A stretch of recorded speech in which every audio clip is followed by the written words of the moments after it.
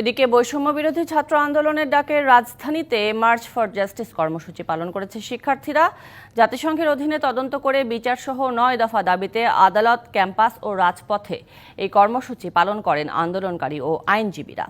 হাইকোর্টের দিকে যাওয়ার সময় দোয়েল চত্বরে পুলিশের সাথে শিক্ষার্থীদের ধস্তাধস্তি হয়।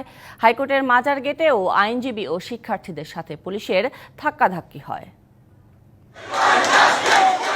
আদালত, ক্যাম্পাস ও রাজপথে বৈষম্য বিরোধী ছাত্র আন্দোলনের মার্চ ফর জাস্টিস কর্মসূচি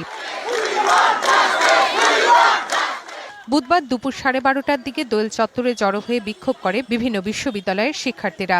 তাদের সঙ্গে কার্জন হল থেকে যোগ দেন বিএনপিপন্থী শিক্ষকদের সংগঠন সাদা দলের শিক্ষকরা। তারা হাইকোর্টের দিকে যাওয়ার চেষ্টা করলে শিশু একাডেমির সামনে ব্যারিকেড দিয়ে আটকে দেয় পুলিশ।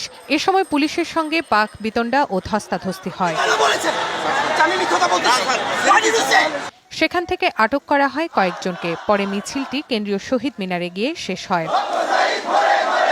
এদিকে বিচ্ছিন্নভাবে হাইকোর্টের মাজার গেটে জড়ো হতে থাকেন আন্দোলনকারীরা, জড়ো হন আইনজীবীরাও। এ সময় আন্দোলনকারী ও আইনজীবীদের সাথে পুলিশের ধাক্কাধাক্কি হয়।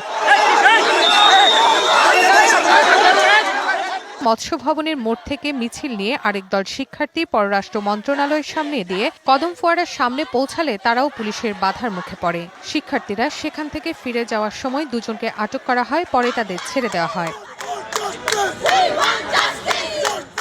শিশু একাডেমির সামনে থেকে শিক্ষার্থীদের একটি দল কদম ফোয়ারার দিক থেকে হাইকোর্ট মোড়ের সামনে অবস্থান নেয়। বেলা 3টার দিকে কর্মসূচি শেষ করে তারা চলে যায়।